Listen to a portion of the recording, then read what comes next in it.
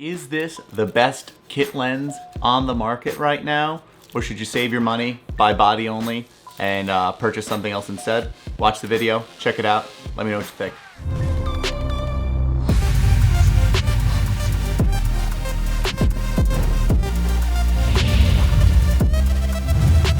Hey YouTube, what is up? So my last video about the 24-70 f4 S lens for the Nikon Z6, Z7 mirrorless line. Oh boy, did that get a lot of attention and a lot of discussion. I had a very interesting run-in with internet culture who pretty much all now, about 50-50 jumped on me for saying mean things about a lens that I hadn't used yet. And also misconstrued what I posted as a review where I was simply just saying some initial feelings, initial feedback on touching the lens, feeling the lens, and who I thought it was for. So with that, this will be more of a review of a lens. If you want a technical review, go watch one of the videos that has 1 million views, because they are far better than this is going to be. This is going to be strictly me talking about using this lens for a few days in the mode that I think it was designed for. And then if I think it's really worth it to actually buy it, or if I will be buying it. So this lens, 24-70 f4, this is not a professional lens. This is not the lens that I am taking to jobs. The point of this lens is to be kind of a travel lens, I'm gonna go walk around town and take some pictures lens, maybe I'm gonna go take some pictures of my kids lens. And so I've done exactly that. I didn't try to put this in a professional job, in a professional shootout with a 2.8 lens and hold it to that standard. Because it will lose. An f4 lens will lose to a 2.8 lens. It just doesn't let in as much light. The background separation will be different. The bokeh will be different. So I'm not basing it on that. No, and I'd be ridiculous if I was doing that. What I'm looking at here is, does this handle well? And does it kind of deliver good shots? Does it have any problems in it? I took it out for some walk around stuff, let my kid play with it a bunch. Let's go. We went for a hike. All right, we are out on the trail today. We have the 24-70 f4 Z lens. We got the little man here. We're testing it out. It's going great so far. We're walking around, not in travel mode. We have it extended to 24. We're not going to make a mistake and miss any action today. Yeah? What do you think? What do you think of the camera? I want it. Cool. I want it. I took some pictures. I actually got drafted into taking some random families' Christmas photos with this lens and in this setup. And overall, I thought it was good. You know, it's delivering really, really strong photos. They look good. I'm going to throw some up on the screen right now. They look good. What can I say? It's a solid lens. It takes good pictures. One of the first things I felt when I touched this lens, and it is still true now, and one of my biggest gripes with it, is this travel mode concept. So this lens, so let's show you this one. So this lens right now in walk around mode, if I turn the camera on, it will not let me take a picture because it's in what's called travel mode or compact mode right now. It says before taking photos, rotate the lens ring to extend the lens. So I can press this all I want. It will not take a picture. I have to rotate the lens to here, and then I begin taking pictures, right? And then everything's fine. So the effective lens, when it's in use, starts here and goes to there, okay? I got called all sorts of horrible names on the internet because I think this is an inherent design flaw. And after using it for a few days, I still think it's an inherent design flaw. Point one, this is not compact. This shrunken mode versus this mode. There is no difference in portability and carryability. This is not fitting in my pocket, ever. This is going to require either a camera bag, a camera sack, a pouch, something. You are going to need to, when you're traveling with this, depending on how you travel, this will need to go in a camera bag. Whether it's like this or whether it's like this, it is going to take up basically the same amount of size. What are we talking about? an inch difference here. There is no camera bag that this is now going to fit in when it wouldn't, well, there's no camera bag that will fit this way, but won't fit this way. And if that's the case, that camera bag is a piece. You're not saving space on that. What it is doing is requiring me to make one extra thought every time I pick this up from the hip to take a picture. Because I now potentially am not ready to shoot. Look. Keep tight, please. Okay. Just hold on super tight, right? Yeah. Let me just jump ahead of you. Why? Because I just want to take a picture of you this way. I would take a picture of you. Oh, Is it off? you're in it. Oh, okay. I got you. Here you go. Better? Yeah. It's a really, really weird design decision to me. Because, again, it's pitched as a travel mode or a compact mode. This lens is not compact. Okay? We're going to look at it very closely. This is not compact. There is no perceptible difference between this and this. We're talking that much. That much does not make the difference between travel mode and compact mode. When you are competing with iPhones that will just fit in your pocket and you're already going to take, the second you make the decision to now be taking a mirrorless camera out on for a hike or whatever you're doing, this all has to come with you now. The difference between this and this does not make it better, but it does create the possibility you are going to miss a shot. Or as you're rotating, you just click past it and now you stop shooting again.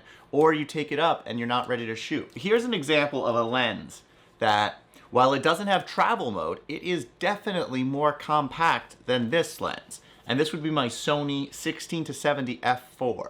This is really one of the only f4 lenses that I actually keep because it really does work so well for like a walk around video lens. Also with optical steady shot, we'll talk about that. So you look at this lens, they're about the same length, but remember, this is 16 millimeters, and right now, with this on the camera, it will take pictures. It doesn't have to now extend out a little bit to start taking pictures.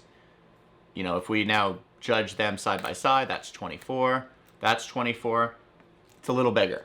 The big difference here is just that girth. You know, this lens is beefier, it's wider, the flange or whatever is bigger. This guy, much more narrow. This I can wedge into pockets that are smaller than I can wedge this into, okay?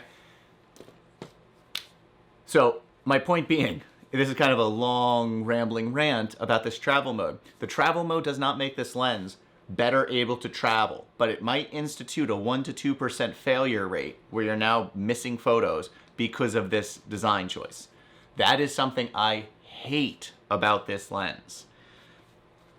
Let's take a look at another, the kind of lens that I've stacked this against the whole time has been the 24-120 f4 by Nikon, because this was the kit lens that shipped with the Nikon D750. This lens is pretty good. You can do a lot of stuff with it. It's an f4. It has a lot of distortion, especially at 24. And it's a cool lens. I used it for a while. I used it for a ton of video stuff. It has stabilization in it. But the photos that you're going to get from this are definitely better. Let's get into the stabilization conversation. My initial reaction to this, I realized it didn't have stabilization. So what I did, I read about this quite a bit.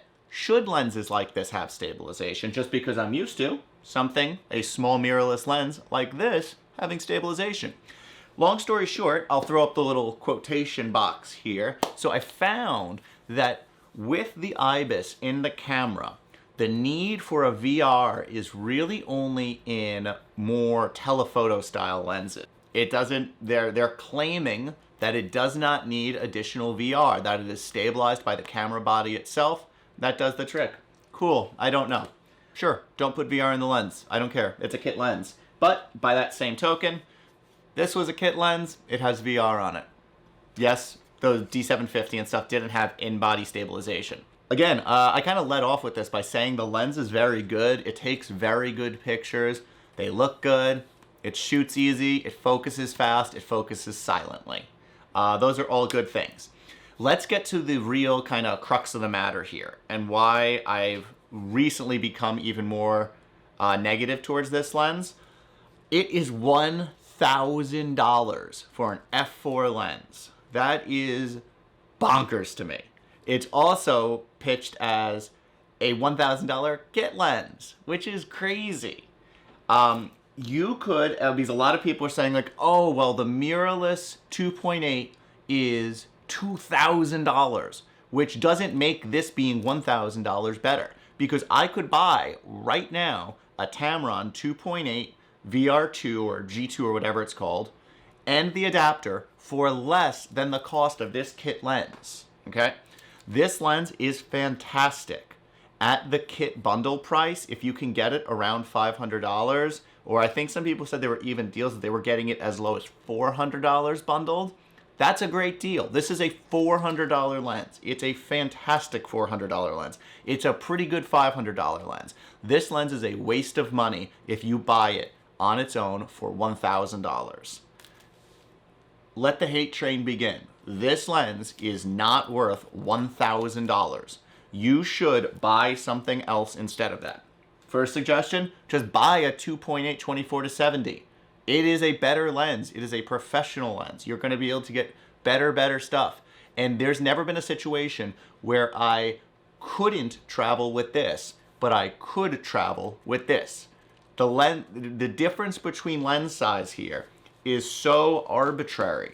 The same pouches and the same bags that I can travel with these guys.